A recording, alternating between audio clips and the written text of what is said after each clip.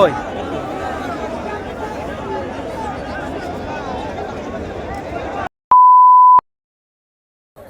সুপ্রিয় দর্শক, আমি আজকে উপস্থিত হয়েছি বেলডাঙ্গায়।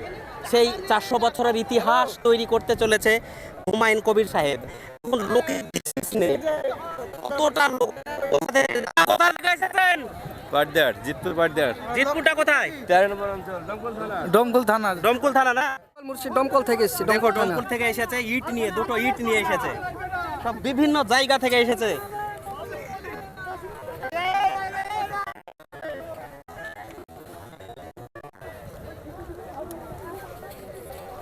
পুরো মাঠেই ভর্তি হয়ে গেছে লোক।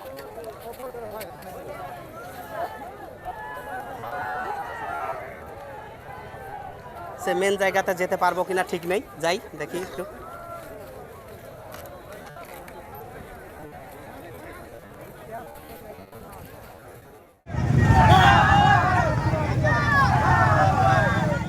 এই দেখতে পাচ্ছেন দূর দূরান্ত থেকে মিছিল করে মাথায় ইট নিয়ে বাবরি মসজিদের শিলান্যাসের উদ্দেশ্যে এগিয়ে আসছেন। এ হচ্ছে মুসলমানের আবেগ, মুসলমানের ভালোবাসা এবং মুসলমানের হৃদয়। এই বাবরি মসজিদ, এটা হলো NH 34 রোড, মানে একদম কলকাতা থেকে মালদা পর্যন্ত চলে গিয়েছে এই রোডটা। আর এই রোডে পুরোই মানুষ ভর্তি। কে কোথা থেকে যে এসেছে তার কোনো ঠিক ঠিকানা নেই। দেখুন, নিজ নিজ দায়িত্বে এলাকার মানুষ ভলেন্টিয়ার্স দায়িত্ব পালন করছে, গাড়িগুলোকে পাস করিয়ে দিচ্ছে নিজ নিজ দায়িত্বে। এটাই তো হচ্ছে সৌন্দর্য, এটাই তো ইসলামের সৌন্দর্য। অন্যরা যেন কষ্ট এবং দুঃখ না পায়। আমাদের উদ্দেশ্য হলো শুধু মসজিদ করা, অন্যকে আঘাত করা নয়। এটা যেন সকলের মাথায় থাকার দরকার।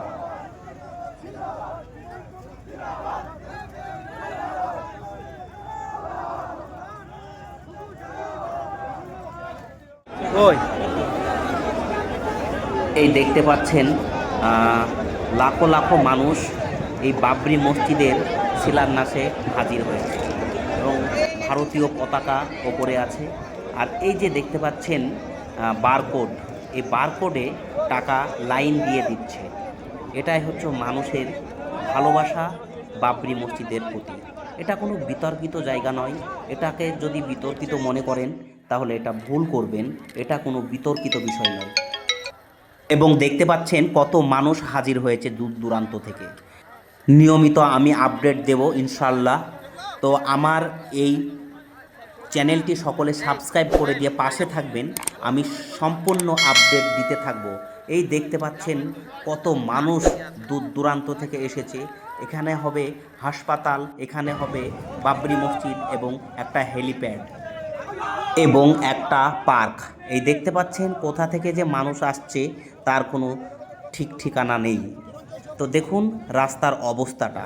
এটা হলো NH 34 রোড।